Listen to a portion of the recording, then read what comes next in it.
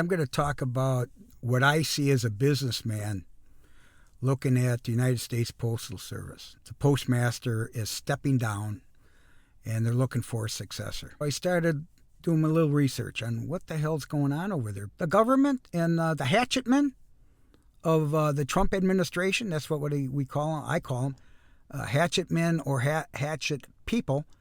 They're looking at what the hell's going on with the USPS. What's the revenue of United States Postal Service? It's about $100 million a year. Louis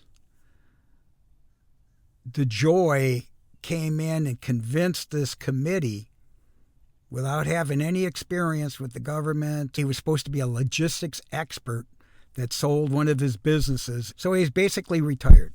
Okay? But however, his wife was a U.S. ambassador under the Bush administration. What really was happening was they were huge Republican supporters. So there was a lot of money behind them. That's how they got into the government, is through the Bush family. Of the 53 candidates that they interviewed for the post office back in 2020, he wasn't even interviewed. They just appointed him. He wears custom suits and he wears a Rolodex to work. And he brings in consultants. Bottom line is, he overpromised, we overpay, and underdeliver.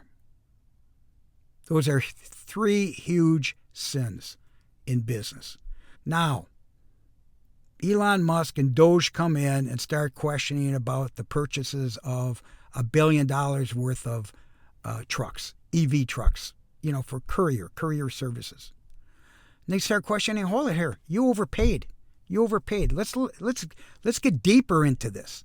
So they got deeper into it and discovered, oh my God, this is costing us $10 billion loss per year. And he promised a $16 billion savings per year over 10 years as long as he was the postmaster. They probably put him in the hot seat and said, hey, what's going on here? You're losing $10 billion a year. So you know what? We're going to start talking about running this like a business.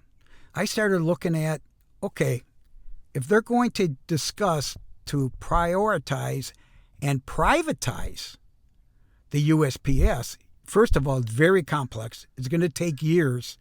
But believe me, they're going to talk to FedEx, UPS, and no one's watching this shit. We're talking big bucks. Oh, what does DeJoy get? Even though he sold his business years ago for like $500 million or something like that. Probably didn't have anything to do. He gets paid about $600,000 to run this business into the ground, because that's how I look at it, into the ground.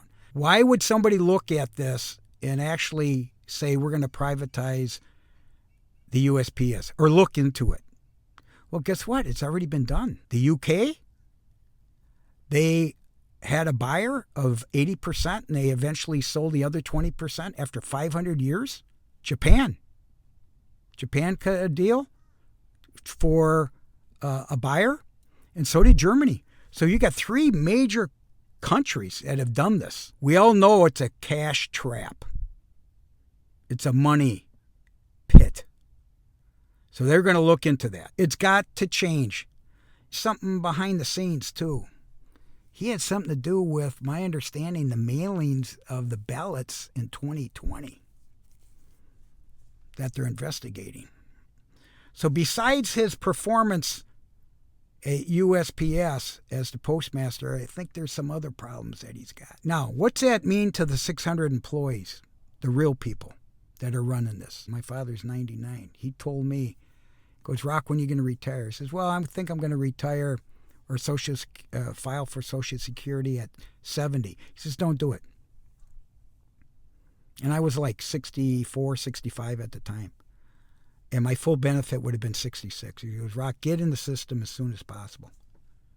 Get in the system, because you don't know what's going to change. You don't know what the administration's going to do and so on. And you know what? My dad was right. And my dad's 99. He retired at 65. He made it.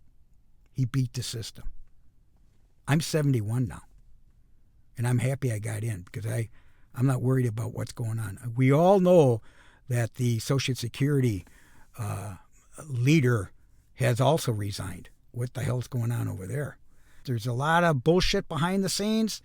The big opportunities, to me, are going to be these big courier services. They're going to pick and choose their profitable, what they call routes.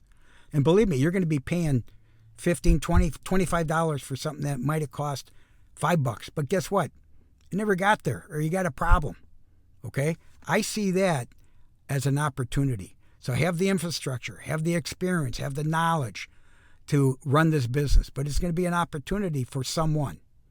If you are a worker, start thinking about your future. And it might be 3 years. It might be 5 years. Hatchet men, cut. Why? They want that to go to the middle class and the people. Believe me, that's what this is eventually. And you create jobs. You got technology, you got innovation, you got job opportunities, and it's going to be sustainable. How long is USPS sustainable? Yeah, it's going to be rough. There's going to be change. But overall, long term, it's going to be better for our country. It's going to be better for people. And it's the right thing to do. It's common sense. That's what this is. This is a business. The federal government is a business. The hatchet men are out to help us. So that's all I have to say for now. God bless. I'll talk to you soon.